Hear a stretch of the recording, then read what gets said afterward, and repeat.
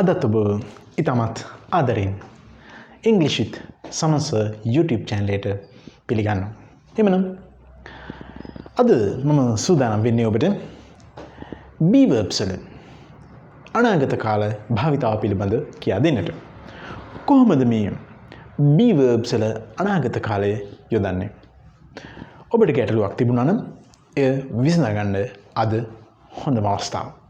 එhmenan will be සහ shall be තමයි be verbs වල අනාගත කාල හැටියට භාවිතා කරන්නේ. Now will be shall be.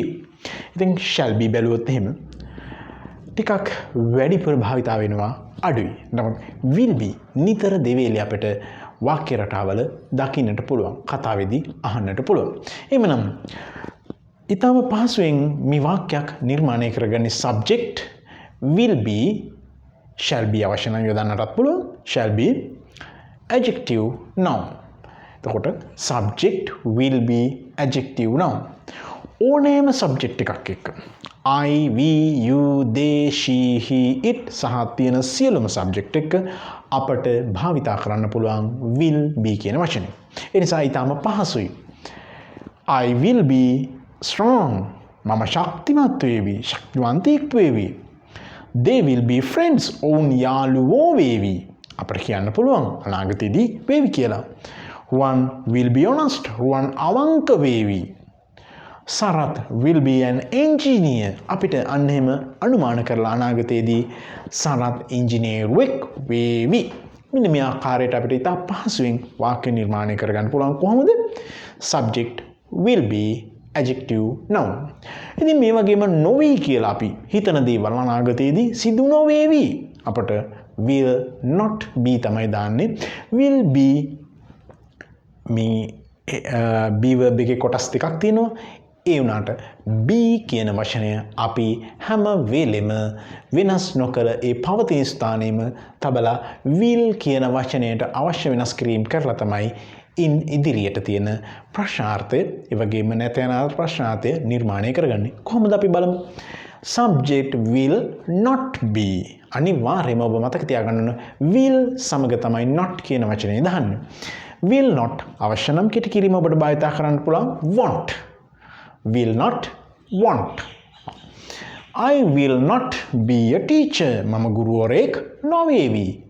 I won't be a teacher. නිතර ඇහෙන දෙයක් මම හිතන්නේ ඔබට want කියන වචනය. He won't be a driver. ඔහු රියදුරෙක් නොවේවි. They won't be good people. ඔවුන් හොඳ මිනිස්සු නොවේවි.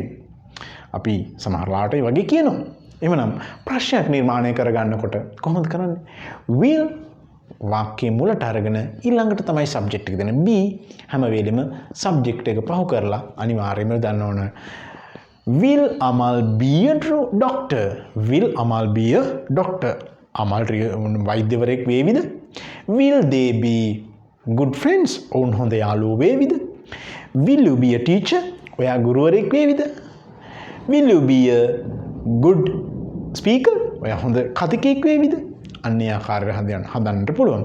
ඒ වගේම අවශ්‍ය නම් අපිට නැද්ද කියන අර්ථය යොදනත් අපිට අනාගතයේදී වාක්‍ය අහන්නට පුළුවන් වෙනවා. Won't they be clever teachers? ඔවුන් දක්ෂ ගුරුවරු නොවේවිද? කොහොමද අපි වාක්‍ය නිර්මාණය කරලා තියෙන්නේ?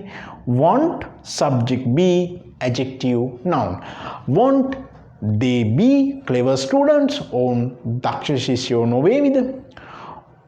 Won't he be a doctor? ඔහු වෛද්‍යවරයෙක් නොවේවිද? එhmenan අද be verbs වල තුන්වෙනි කොටසත් මම ඔබට පැහැදිලි කරා. එහෙනම් be verbs කියන්නේ මොනවද?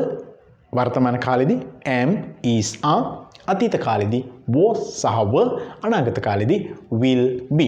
එහෙනම් මේ වාක්‍ය රටාවන් ඊටම පහසුවෙන් ඔබට මා මේ කියලා දුන්න ආකාරයට තමන්ගේ ඉංග්‍රීසි දැනුම වර්ධනය කරගන්නට එකතු කරගන්නට පුළුවන්. එසේනම් තවත් අලුත් පාඩමකින් මීළඟ දවසේ හමු වෙනතුරු ඔබට ජය වේවා. ඔබගේ ඉංග්‍රීසි දැනුම වර්ධනය කරගන්න නිතර දිවිලේ මේ වීඩියෝස් බලන්න. ඒ වගේම ඔබ හැම මොහොතකම අලුත් වචන වාක්‍ය නිර්මාණය කරමින් අලුත් වචන එකතු කරගනිමින් ඔබගේ නිර්මාණාත්මක හැකියාව තුළින් මේ වීඩියෝවට උදව්වක් අරගෙන මේ වීඩියෝ තුළින් ඔබගේ දැනුම දියුණු කරගෙන ඔබගේ ඉංග්‍රීසි භාෂා ඥානය වැඩි දියුණු කරගෙන මේ විශ්වයම ජය ගන්නට ඔබට හැකියාව ලැබෙන්නට කියලා ප්‍රාර්ථනා කරනවා. සුබ දවසක්.